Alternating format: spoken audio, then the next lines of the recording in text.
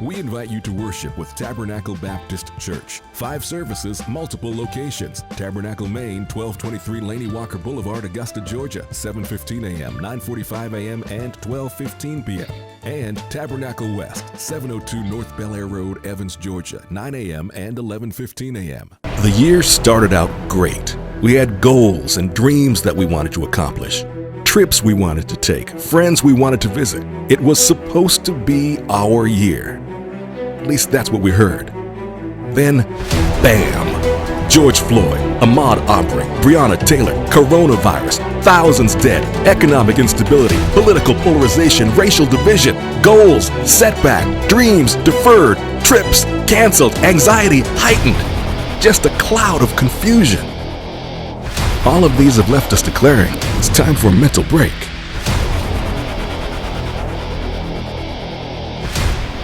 Where it's all about God's people, TBC, making an impact. Where it's all about God's people, TBC, making an impact. Welcome to the Kingdom Living Broadcast with the Reverend Dr. Charles E. Goodman. Making an impact. He says, suddenly a fierce storm struck the lake with waves breaking into the boat, but Jesus was sleeping. For a time with desires, that's what I simply want to talk today, is from that thought, get some sleep. Lord, speak, we need to hear.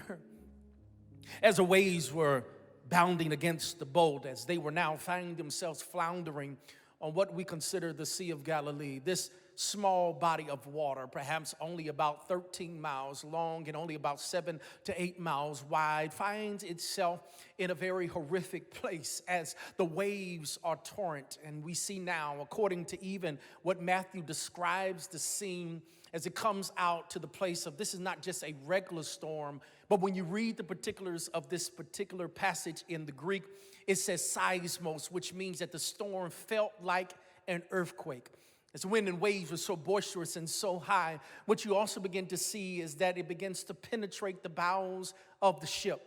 Those disciples were on that ship that day. They were getting wet with the waters that were brushing against them. You can imagine as they were gripping strongly to the side of the boat as the boat was tossed to and fro. Everything was going wrong in this moment. It almost felt as if the boat was going to capsize. It felt as if the storm was going to overtake them. And with all that going on, with the storm, the blustering, the wind, and the waves, the disciples who were at this point of saying they were tired, ready to be tossed overboard. Something about this passage is interesting because with all that going on, the text says something intriguing. With the storm raging, the disciples scared, Jesus is sleeping. And that thing is quite impressive to me to think about. I don't know about you, but if I was in this particular moment, if I was upon that boat, perhaps I would be like the disciples. But the text tells us that there's a completely different scene. Jesus is sleeping. And as we think about that, I think it behooves for you and I, because life is like what happens on the Sea of Galilee. Matter of fact, storms are part of life. For many of us, we're facing them right now. Storms of health and storms of economy, storms of political unrest. And here we are gripping to the side of the boat. If the truth be told, our minds are going crazy. We're unsure about how things are going. We're still trying to figure out what is life going to look like this year with no Thanksgiving and perhaps even no gathering of Christmas. All this stuff is happening, and storms are a part of a life, but in the midst of the storm, Jesus is sleeping. I mean, if you think about it, sleep is significant for us. Matter of fact, if you look at how God creates us, matter of fact, we're supposed to get 8 hours of sleep a day. Literally, God created us as humans to sleep at least 1/3 of our life. I mean, there are benefits to sleeping. I mean, sleep causes less stress. I mean, sleep keeps our weight down. I mean, sleep allows our appetites to be enlarged. I mean, when we do not have enough sleep, we get irritable. We can raise such health concerns. I mean, sleep is vital to our lives. But here's the challenge. That'd be cool, PG, if I could just get sleep when everything's going well. But how do you sleep when storms are raging? How do you sleep when it feels as if your mind will not shut down? But yet in the midst of it, that's what we see in our text is Jesus is sleeping. And I want to challenge us today. I know it's hard. I know it's difficult. I will admit to you that this is not an easy message even for me as we began this year with all of our dreams and aspirations. This was a year of clarity as we were going to see God move in an incredible way. We were excited to see how God was going to focus us. We, even as a church corporately celebrating 135 years, the planning of a third location. Then life's storm came.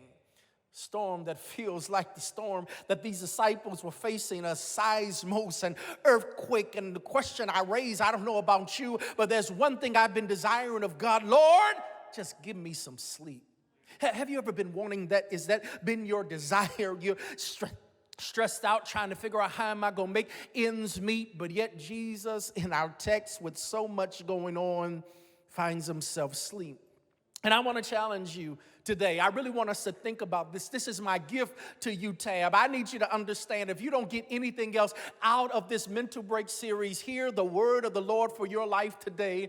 Get some sleep. I need you to understand that until you get some sleep, you will always be stressed. And I know it's going to be difficult. And I know your mind is racing 24/7. But here we must understand if we're to be the best person that God has called each of us to be, we must learn how to get some sleep.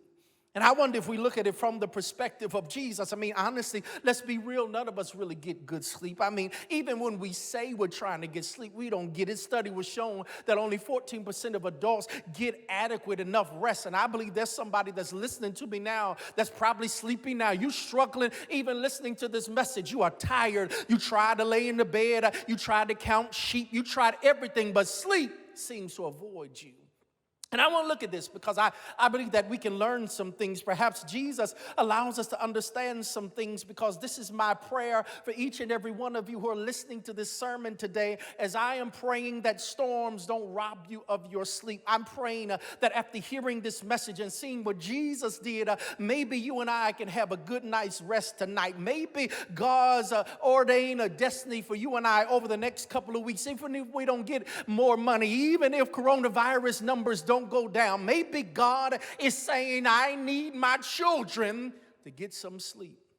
I want to look at that. I think there's some things we can glean from this passage. There are some things noteworthy of this text. Matthew chapter 8 is a rather busy chapter. It's one where you see Jesus doing miracle after miracle, but in the midst of it, you can tell that for some reason, the divine one, the Son of God, has made a decision in the midst of the storms raging. We see Jesus sleeping. And I want to look at that because I think there's some things that we can glean from this passage, some things that you and I can perhaps understand that maybe in the midst of all that's going on, God's saying, I need you to get some sleep.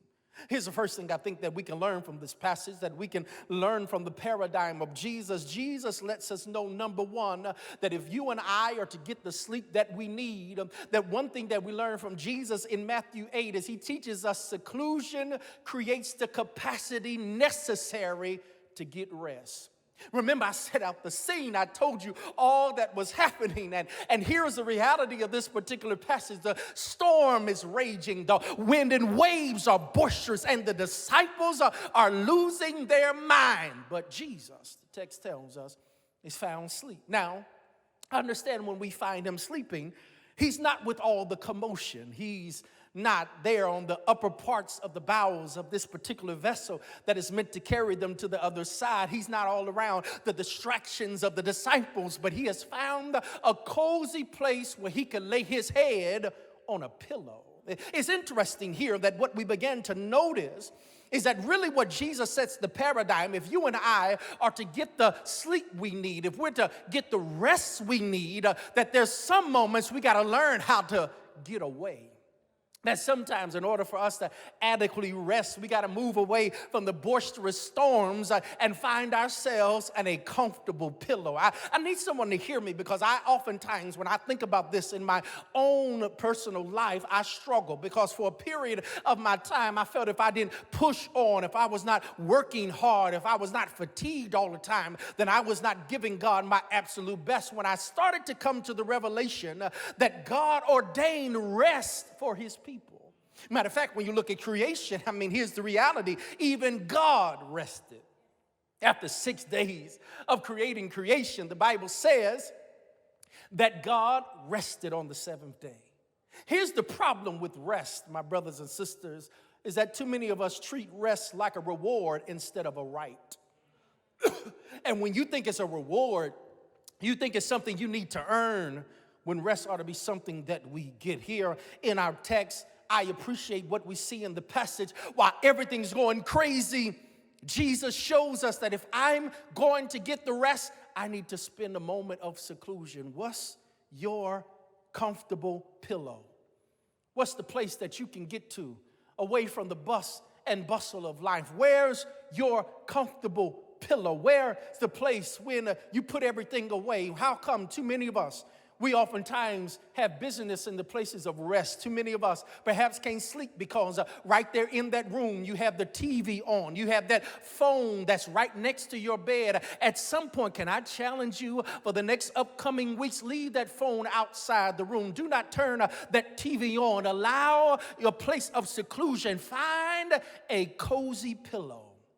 Find a place where you can ultimately be there by yourself. I want you to know, my brothers and sisters, that Jesus teaches us that until you learn to be secluded, you will never get rest.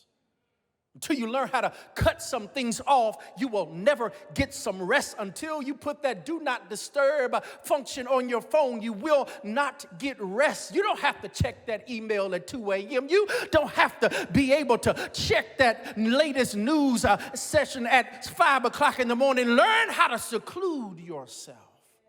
What's the cozy pillow that you and I need to make sure becomes a part of our lives? While the storms were raging, while the disciples were losing their minds, here's the challenge.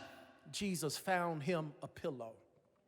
And just like Jesus found a pillow, I'm going to challenge you, my brothers and sisters, to make sure you find your pillow.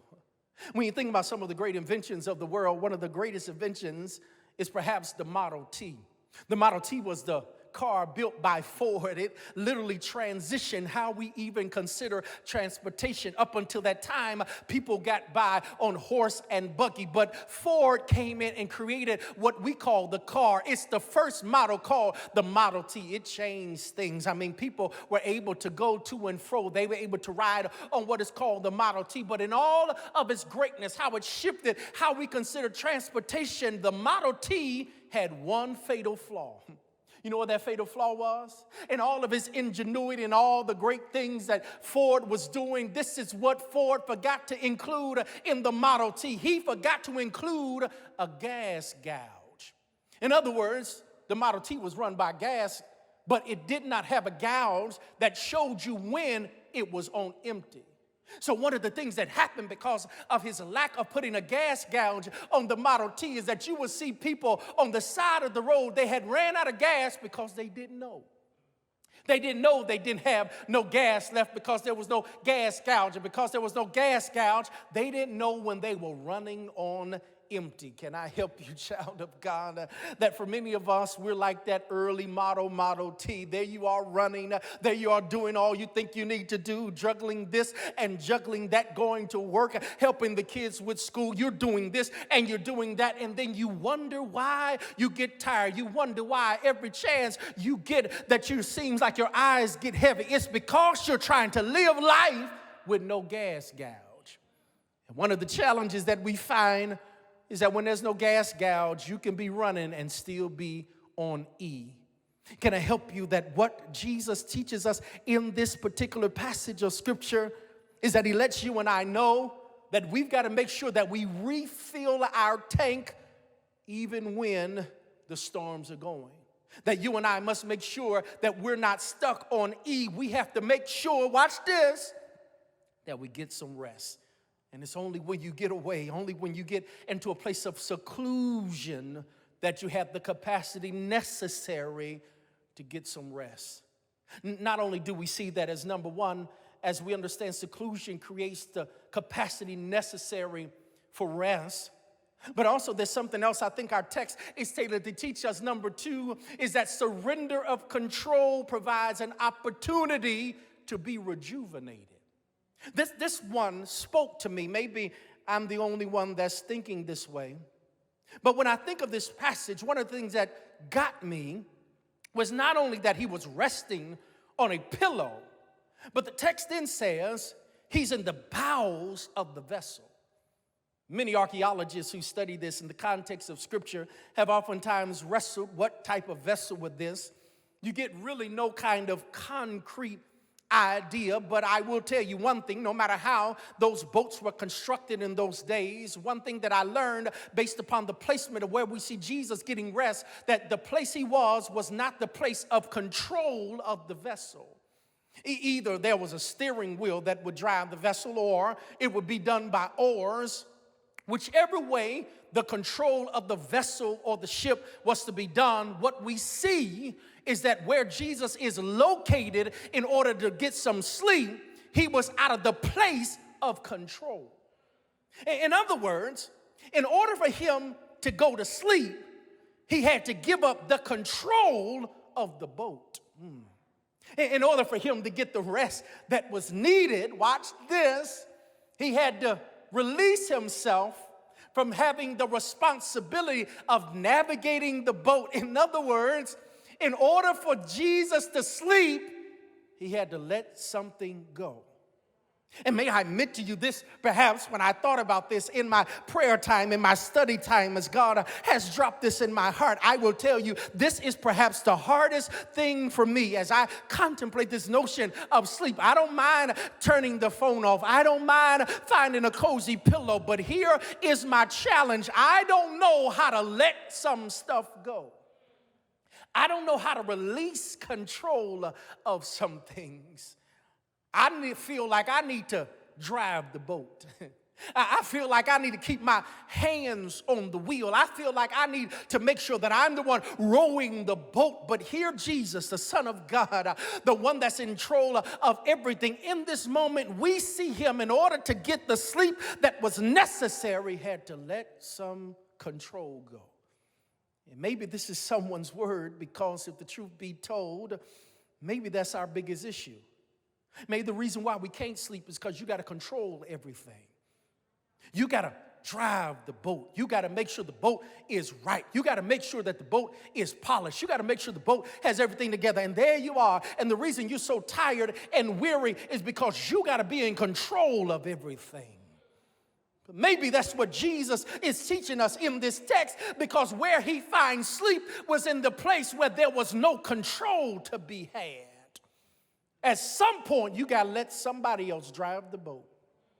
At some point, you got to let somebody else oar the ship to the other side. At some point, you got to be mature enough to say, I'm just going to let things be what they're going to be. I wish I had some help, because in this new season that I'm in, as I'm navigating, not only leading our church and trying to navigate it from a personal perspective, going to school, and with everything else that's on my mind, I will admit there have been moments that I have dragged through the night because I felt like I had to complete assignments before the next day. I felt like I had to come up with an answer before the next day, until God gave me the revelation that some stuff can wait. Some stuff, it may not get done today. That's all right. You still got tomorrow. Some things may not get pushed today. That's all right. You still got next week. I wish I had some time, because I want to push some people to understand that if you're to be the best that God wants you to be, some control you got to let go of. That you can't do everything. You can't accomplish everything. And woe be unto us to make us feel like we got to be in control of everything. What has been the most liberating for me is that now I've come to the point to just let some things be. There's some stuff I'm not even sending an email about. It'll work its way out. There are some things I'm not even going to lose my mind over. Why? Because I can't afford to lose my mind in this season. I can't afford to lose my peace in this season. I can't afford to lose my joy in this season. So if the boat has to rock and wheel, if the boat has to go this way and that way, that's okay. As long as we make it to the other side, it's going to be all right if your hands are not always on the wheel. The challenge for you and I is we've got to learn how to let some stuff go. We've got to learn how to release and relinquish some control. And I know it may not be up to your standards, but that's all right. let it go. That you can't steer the ship and sleep on the pillow at the same time. And you got to make the decision. It's going to be all right if I don't control this part of the journey. It happened during the height of what they call British colonialism. A man went to Africa and he wanted to sojourn through the jungle. He decided to hire some African porters to help him carry his supplies. He had them to carry his food rations and some of the stuff they needed to make the journey on the jungle. He was such a rush to get to the other side, but after a few days of hard rushing, he wakes up early in the morning. He's ready to rouse his people. He's ready to make it to the other side. When he tried to wake up his African porters, they stayed in the bed. He got angry. He got mad, but they were literally telling him, we got time. He was mad, talking about, I'm paying you. You don't realize the time schedule I'm on. And they told him, we cannot go any further. He said, what's the problem? I paid you. We got a time schedule to get on. And they said, we cannot go any further. He inquired. He wanted to know what would give them the audacity to think that they could not continue the journey, until one of the African porters, when he asked the question why they didn't feel like moving, this was the response of one of them. He said, we can't move yet because our soul is trying to catch up to our body. In other words, what they said was, there's no need pushing forward if our soul hadn't caught up with our body yet. And maybe that's the reason why some of us, honestly, I appreciate these African porters. They give us the true paradigm of what something is happening. You will never be your true self if your soul is trying to catch up with your body. If your body is here and there, but your soul is not getting rejuvenated and refreshed. If your soul is not getting what's necessary, it does not matter what happens. You got to make sure you catch up. We got to be in seclusion in order to get rest. We got to surrender control in order to have the opportunity to be rejuvenated. But then there's finally this last thing, that when we get the right kind of sleep, we survive with a sense of calmness that comes after being refreshed. I love this because the text tells us that Jesus is sleeping good. I mean, it's that good sleep he has. But the disciples at this point have now got to their wits' end. The storms have got them to the point of being afraid. And they rush down to where Jesus is, and they wake him up. One of the other translations that's found of this story in the book of Mark begins to rouse him, and this is the disciples' issue. They miscategorize what's happening in this point. They get mad at Jesus because they assume because he's sleeping, he must not care. And it's interesting, my brothers and sisters, because Matthew and Mark do the inverse of the conclusion of this story. In Mark, what happens, they wake Jesus up. He speaks to the wind and waves, and then he tells the disciples they have a lack of faith. But Matthew does the inverse of that. Before he speaks to the storm in Matthew, he speaks to the disciples. He almost gets them to the point to say, listen, where is your faith? As if to debunk the reality is not that I don't care, but the reason I can sleep even in a storm is because I know who my God is. In other words, he challenges them, he pushes them, he wants them to understand that this is a faith matter. Listen, storms happen. This is the Sea of Galilee. Storms are a part of life. And he makes this declaration that just because they are storms, it should not abort our need and our ability to get some sleep in our faith. In other words, if I had time, if this was my aim today, I would tell you that I appreciate what we see here in the text. Jesus tells the disciples that when you got faith and you know who God is and what God can do, you can go to sleep on it. You don't have to fret. You don't have to lose your mind. You can trust that the same God that brought you to it is the same God that bring you through it. He told the disciples, stop tripping when you know who God is. And then Matthew says he gets up, he speaks peace to the wind and waves, and the text then declares that after all that, they're amazed. Because this is one of the first miracles that we see where Jesus has control over nature. We see him speaking peace not only to the disciples, but also to the wind and waves. And I've got news to tell you that when you trust in God, he can bring peace to every storm, which means that Jesus is showing you and I that whenever we get to fretting, sometimes we get tired, go ahead and sleep on it because God is going to work it out. But how can we make it? Why is sleep so important? Because I think that Jesus gives us this perfect picture of at the end of the day, there's no reason for you staying up. If you got a God that never sleeps or slumbers, why are you stressing over stuff that only God can control in the first place? I wish I had time. That's the difference, my brothers and sisters, because oftentimes most of us wrestle because we don't know the difference between retreat and strategic withdrawal. Matter of fact, when you hear retreat, you hear people talking about retreat, you think of it in military forms. In military terms, when people say retreat, you're thinking because you're losing field, you're losing your strength, you're losing your rations. So there's an antiquated term in military strategy called retreat. Retreat then meant that you didn't have enough to keep pressing on. But I appreciate the updated version because the military vernacular does not use retreat anymore. They now call it strategic withdrawal. In other words, what they understand is that when I step back, it's not because I'm thinking we're going to lose, but when I step back, I'm just assessing where we got to go. I'm rejuvenating myself. I'm upping my tools and my food to get ready to make a final push towards victory. That's all I came to tell you. I feel like having church right up in there because somebody needs to understand this ain't a season to retreat. It's a season for strategic withdrawal. That means I can step back and I can start declaring in the midst of everything that's going on, I'm going to go to sleep because I got a God that neither sleeps nor slumbers, which means why am I going to be up when God is up?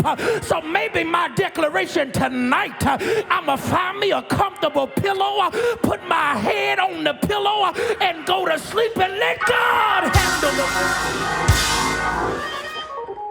it. Because God has the ability to calm your storms, to bring peace in the midst of whatever is causing tension, pain, uncertainty.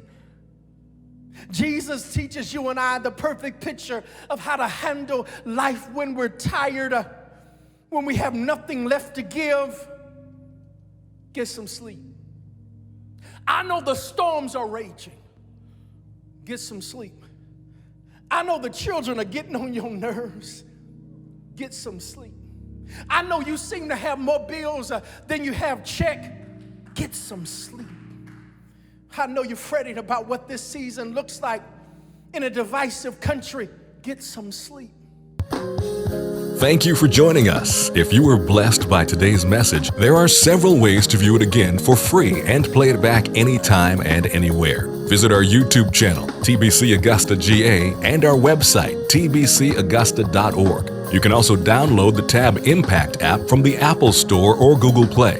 As always, thank you for worshiping with us at the most impactful place on the planet, the historic Tabernacle Baptist Church.